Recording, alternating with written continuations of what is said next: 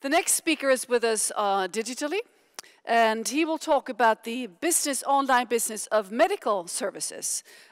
We have seen, of course, quite an increase in the COVID pandemic for using these devices, and they have been quite lucrative even before. So let's now hear it from the CEO of My Doctor, Min Doktor. Founders of Doktor.se. It's a pleasure to be here, and I'm going to tell you a little bit about our journey and about the company Doktor.se, how we got started and where we're positioned today, and maybe a little bit about the future, how we look, what's going to happen within digital healthcare going forward, and especially due to the pandemic that are in the middle of. So my background, I came from the healthcare industry. I started running physical clinics since 2009. That was in Sweden, the time where we changed the system, so there was a possibility to start running private clinics. And I did that for several years. Started various different clinics around Sweden. And in 2016, due to then all the discussions regarding how we're going to provide and try to make the primary care in Sweden more efficient and digitalization what's on its way, there was a couple of the companies that we see today that was already started at that time.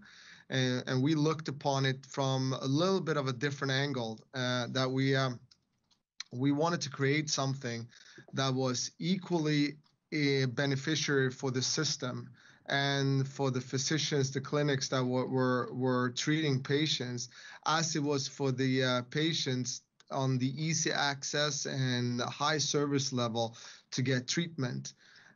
So what we did was that we started the functionality of Doktor.se, which is basically a triage function. In the beginning, we were very keen on all the initial calls being handled by a nurse. The reason for that is that we worked from, in Sweden, they call it Leon, which is the lowest efficient care level. There's no shortage in nurses in the system, and the nurse could treat and have a lot of functionality in the first consultation with the patient. So we scaled it on the nurses. Even though our name was something else, it was important for us that we had that functionality to be able to scale. So as soon as you came into Doktor.se, you got treated. You got the first consultation with the nurse, and then the nurse could then hopefully treat you and help you, or being very specific of what the next care level would be, whether that be a digital doctor, whether it's a physical appointment that's needed, it's a psychologist, or if it's a specialized nurse like a midwife, for an example. What we've done over the years that we added on is our digital nurse, Elsa. So Elsa is helping out with the triage, asking the initial question for the patient, so the patient's much quicker once you interact with a person or a nurse or a doctor. The physician has a fairly good idea of what that care level is and the symptoms and what we need to do for that patient at that moment. Which makes it a lot more efficient, obviously. And we keep treating Elsa, and we keep developing Elsa. And it's the balance between what's good for the physician and what's good and convenient for the patients. Because once you start asking a little bit too much question or getting too much into the depth, as with a chatbot or a machine learning tool, that becomes a nuisance for the patients. And we need to have always that feeling of service and always feeling of availability and quality, which is key in the service that we provide. From the patient's point of view, everything starts with a chat function. Then it leads over to a phone call or a video, and that depends a little bit. That depends a little bit of what we need for the specific symptom. It depends a little bit what the patient wants. But at the end of the day, if the physician thinks that this is needed to be a video call due to the circumstances of that symptom, we always switch over to a video call. And now we see more and more functionality with the video. We also have obviously pictures that could be sent through the chat forum. So once the doctor gets to talk and interact with the patient, they have all the information and a fairly good idea of what we can do for the patient at that time. We also have functionality that we linked towards prescriptions, and you can see when the doctor's prescribing something for the patients, that they can follow that, they can book, they can order it, they can pay for it through the app. And that gives also another service level for the patients, so they get the whole patient journey within the functionality of Doktor.se. We started in 2017, basically. We started promoting our service in 2018, and we've seen a tremendous growth since then. We have a little bit over 1.2 million downloaded apps. We treated over 700,000 patients so far in Sweden. And we're also, for the last 1.5 years, started with the platform corporations with two bigger entities. One is Aktier, which is a veterinarian facilitator or a company. They have over 300 clinics around Europe, and we are now their tech provider once they go on with their online and offline solution.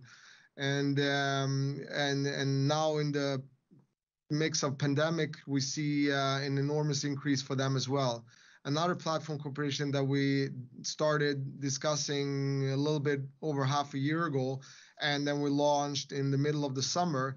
It's a corporation with a Brazilian company, and we started this before the pandemic, this discussion, and then we speeded up. And most of you know the situation around the world, and especially in Brazil, it was important to get a solution out in the market that could cater towards the really difficult times that they are going through. And this corporation with a company called Vibe was perfectly timed to the essence of that. They are now up to over 200,000 downloaded apps, and they treat about 500 patients a day. So like, we see that as a huge effect. They are basically alone in that market, and the growth there is rapid. So for us, with also in Sweden, when we're looking at the online and offline solution, we do have physical healthcare. We come from that side. We knew that we had to create something that was really effectful when it comes to the technical solution on the front end towards the patients. And for us, it was key then to create a holistic product that we can do an online offline solution. And with the knowledge that we have, and with the large volume of patients that we've been treating over the past years, and together with the knowledge of physical healthcare, that creates a perfect solution for deploying a platform and platform corporation. So the key here is volume and knowledge becomes powerful when you're creating platform solutions. And we're going to always stand on those two legs, that we're going to keep developing the platform corporations. And we have a couple of more on the way here, which is going to be very interesting to be able to share with you at the later stage. But obviously, we also want to keep building our brand name and keep developing our own digital healthcare solution. And as I said, we've been growing very, very quick since we started and since we launched. I mean, these are a little bit changing over time. Sweden is a fairly mature market, and we're number 2 right now. Kry is number 1 in the market, and even looking at Europe, we see we're number 3 from the volume based, and Kry is number 1 in Europe, and then you have Babylon is the English-based digital healthcare provider. They're number 2. So Sweden, we are far far ahead than the competitors is in Europe, because the market in Sweden is a little bit more matured, early stage. We're going to come back to how things are looking right now in Europe, because things are changing very quick. But speaking about Sweden, I like this picture, because a lot of time I get asked, so when will Doktor.se be more of an international brand and venturing into other markets, and we will come to that, and we already done that with the platform corporations that we're in, because it's a revenue setup that we get paid for the consultations that they do. So it's very much their success, our success story. But I like this story anyhow, because it's interesting to see how huge this market is. And if you look at the global music industry that has a turnover of 166 billion Swedish kronor a year, and the global film industry with the turnover of 357 billion Swedish kronor, then you look at the Swedish healthcare market that is right now a little bit over 500 billion Swedish kronor, and we'll see that obviously increasing every year. And just the scope that we are in, the primary care and the online offline solution that we have here in Sweden, it's a 70 billion Swedish kronor market. So there's a lot of runway here in Sweden to be made, and we have a long ways to go before we are in a position feeling that this market is somewhat matured and ready to kind of step away from. And we're still going to build in Sweden. We're still going to feel like that's a lot of growth to be made from this position. But then obviously there's going to be some opportunities for us to grow outside Sweden as well, and we're going to take them. I'm going to show you a little bit about just a slide on the growth here. And what's interesting is that you saw the pandemic, the peak that we had in the pandemic, but after that it kind of stabled. And that's where we're on. And even you see historically charts on the volume increase. It fluctuates a little bit. It comes and goes, and it depends a little bit about it's a little bit seasonal when it comes to healthcare. So the growth in general is very steady and high, but it comes to the various different plateaus of how it staggers. And I think after we saw the enormous increase of volume in the start of the pandemic, we see that kind of flattens a little bit, and now we're back to norm and standard increase. And Annika, as I said, is these solution for us going to be key for the mix of being a digital healthcare provider and being that healthcare provider, and at the same time having a digital solution. It's very important then to have those integrated high revenue setups. Like we would never venture into veterinarian side, and we will never venture into Brazil. These markets are perfect for us to deploy our functionality in our app and set it up for them, and look at Vibe about their success story that they're having right now. They set that up in a couple of months' time, and now they're market leaders, and they see volumes that are incredible. I'm gonna try to answer some question here that we also had, and the first one is, what is your opinion about complementing physical health contents with digital care? How does that collaboration look like? Sorry for that.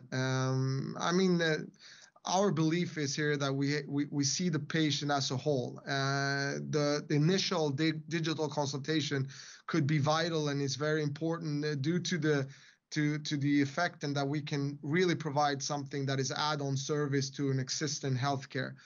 And for us then, that's still just the initial consultation. It's not always what the patient's looking for. And we also know that the patient at some point or another, we need some sort of a physical interaction. And for us to make that whole patient journey whole, we need also to provide physical care so we can get a very effective online, offline solution.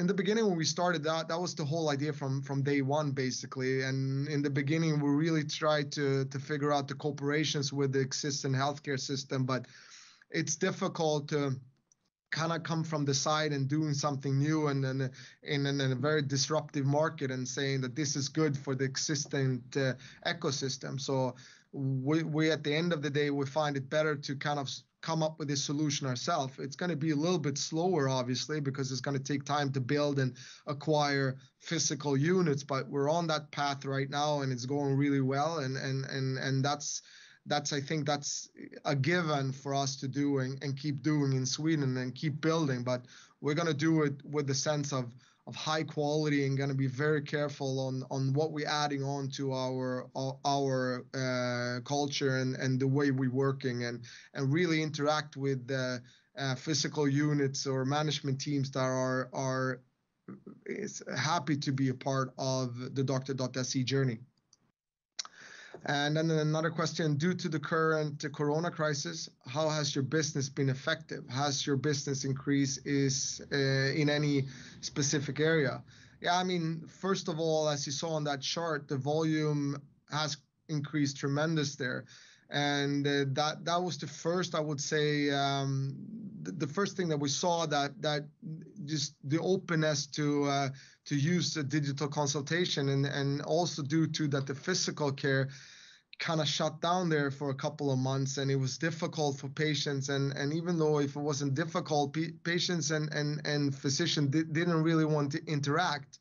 What we see now when things are at least, I'm not saying things with the pandemic slowing down in Sweden is a little bit more stable in other countries, but I think we're going to come to terms with that this is a part of our life and we know that this is a part of healthcare right now. The biggest change I will say is just the position of digital healthcare going forward. It's way more open. It's a bigger all over the board, except that digital healthcare will be a big part of Swedish healthcare going forward. And if you look outside Sweden, we see that it's been markets that have been fairly closed down for the last couple of years, and even going back 12 months ago or even 6 months ago, those markets were basically not possible to run and develop digital healthcare in. And now we see huge changes from regulatory aspects and the possibility now to develop and start treating people and meeting people through these digital platforms and services that are open up for the first time. And I think that's to me is the most exciting part, that we will leap forward so many years due to the situation that we're in. Last question, what is your opinion on the international expansion of digital healthcare? What potential do you see in other countries? I mean, I see huge potential here. As I said, things are just open up. Things are moving much quicker than we anticipated before the pandemic. Before it was heavily tilted toward regulation and every market had their own ecosystem that was very regulated and difficult to penetrate, and it was difficult to figure out. And we as a company were very careful on setting our sights on a market that wasn't, to our standing, ready to be disrupted. I think now, looking at various different markets, there's definitely going to be interest for us to look into. I mean, we're still in big discussions with even more platform corporations, and the two that we already have, they are increasing enormously. So we're also putting a lot of effort to cater for those platforms and being a good partner to them, so they can keep growing and keep taking that market shares as they so successfully are doing right now. I think that was my time out. think I probably extended it a little bit. Thank you for listening. It was a pleasure to talk to you. Thank you so much. Hope to see you soon. Bye. Well, thank you very much, Martin Lindman, CEO of Doktor.se.